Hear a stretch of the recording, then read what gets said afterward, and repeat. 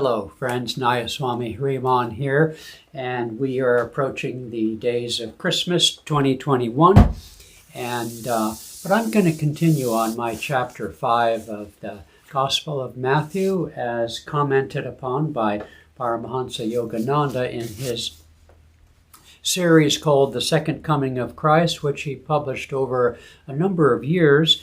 This one came from February 1936, entitled An Eye for an Eye. This is Matthew chapter 5, 38 through 42, and it's very well known. Ye have heard that it has been said, an eye for an eye, and a tooth for a tooth. But I say unto you that ye resist not evil, but whosoever shall smite thee on thy right cheek, turn him the other also. And if any man shall sue you in the law, and take away your coat, let him have your cloak also. And whoever shall compel thee to walk a mile, walk two. Give to him that asks you, and from him that would borrow of you, turn not thou away. Well, in this day and age, and with the people who are likely to listen to a broadcast like mine, nobody's going to require convincing that an eye for an eye and a tooth for a tooth makes everyone blind and toothless, as Mahatma Gandhi or Martin Luther King Jr. would put it. So I'm going to move on from that. So Yogananda writes, if a man sues you and takes away some of your money, meaning he wins the suit, give him a little bit more. Then he might feel remorseful and come back to his senses. But then he goes on, and this is the important part I wanted to share. These spiritual laws can be completely practiced only by saints or by people living under ideal conditions. For example, if the mortgage on a house is foreclosed, a modern man cannot give his home away, and he is compelled to demand justice from those who are unjust to him. Now, mind you, he was speaking, this is 1936, a lot of homes had been foreclosed on, so the sentence is not really complete on its own. Somebody takes your house away by foreclosure, unjustly is the implication, then, the law gives you certain remedies by which to take it back. So he's not suggesting you just let your house be taken away unjustly. Now, maybe you couldn't pay, so he doesn't really address that, but he's making it clear that one has to use common sense. If a man pays $2,000 to a blackmailer who demands $1,000, that will not stop the thief, but will prompt him to come back and again and demand $4,000. So you see what he's saying? Spiritual laws, though they are eternally true, can only be followed in more or less modified form according to the nature of the environment in which one lives and moves.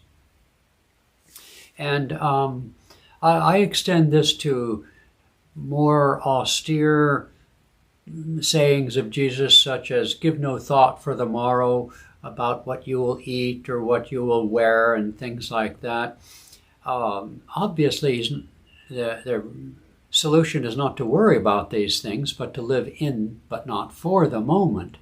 But nonetheless, to take these literally, and hasn't that been the bane of modern Christianity, is taking these things literally? But in truth, all the literal fundamentalists, they have their houses, their cars, and their boats, and they aren't actually taking literally that which they find inconvenient. Okay, probably what they take literally is that you and I will go to hell. Okay. It is good to give deserving people what you can afford to give without causing yourself or other needy ones who are dependent on you extreme hardship, which they are unwilling to undergo. And then he quotes a modern cliche, one should not rob Peter to pay Paul. One should not starve one's family in your efforts to be generous and a philanthropist. Mahatma Gandhi convinced his family of the virtue of sacrifice and gave away all his possessions without saving stocks or bonds for his wife and children. Such action is all right if the sacrifice is performed with the willing agreement of other people concerned. He has other very practical objects of advice. It is good to lend to needy people, but do not be angry if you don't get your money back. So it is better not to lend them at all than to become angry or ugly because your debtor is poor and cannot pay back what he owes you. Lend only what you can afford to give away and forget about it.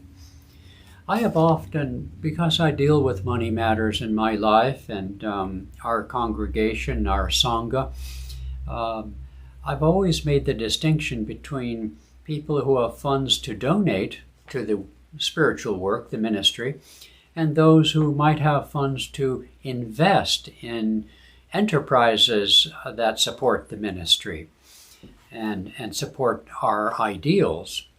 And they're like two different pots of money, both in consciousness and psychologically speaking, but also in the due diligence of dealing with one's family and those who are dependent upon you. Conscientious people will pay you back if they have money, and unscrupulous people will not return your money even if they can afford to.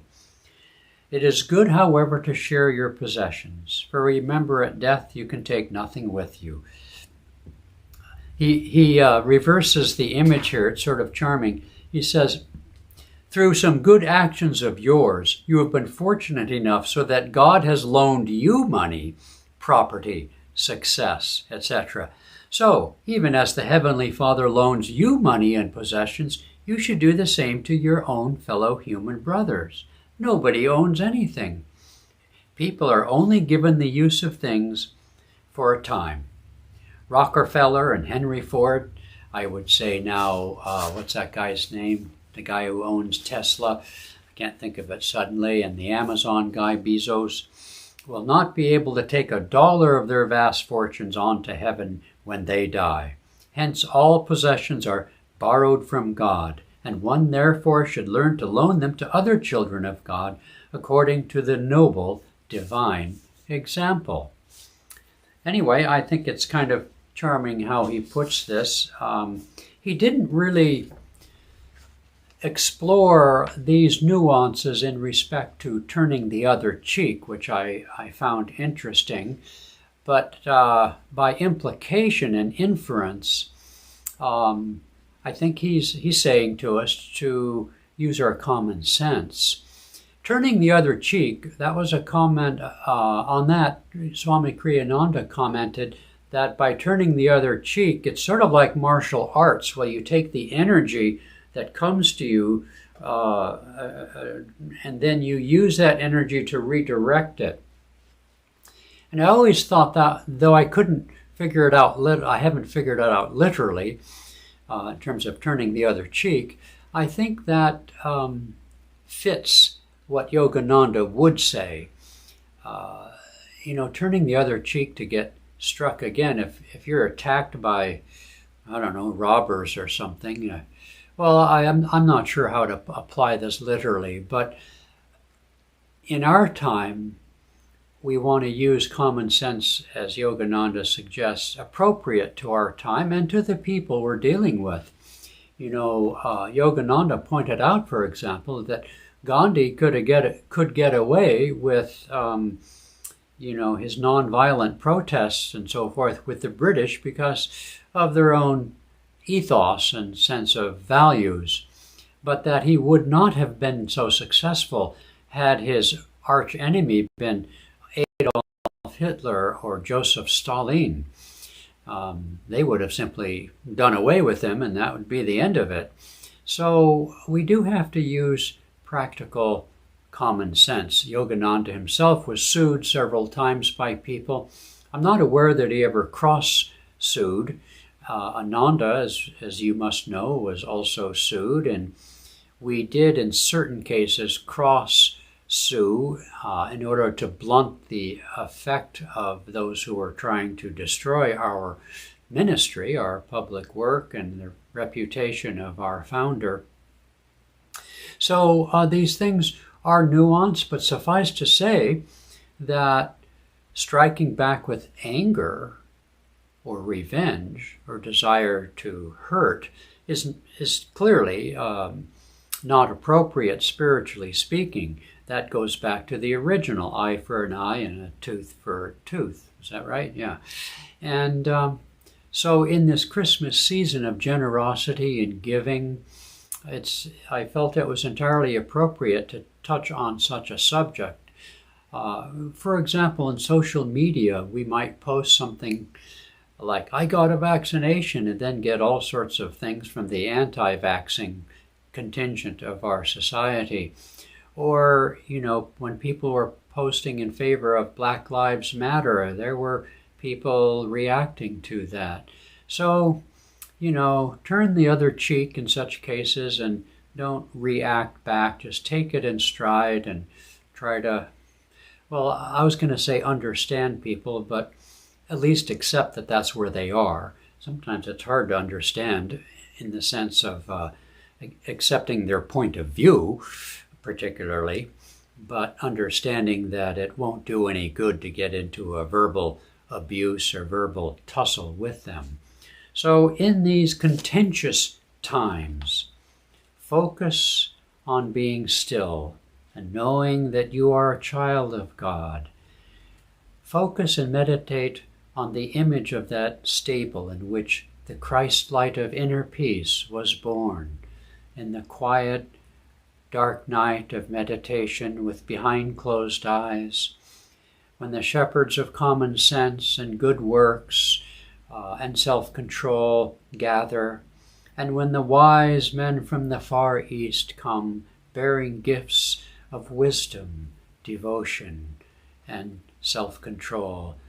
Be still then, and like the animals in the stable who were quiet and observant and reverent in the presence of that Christ light, be still and know the truth that shall make you free.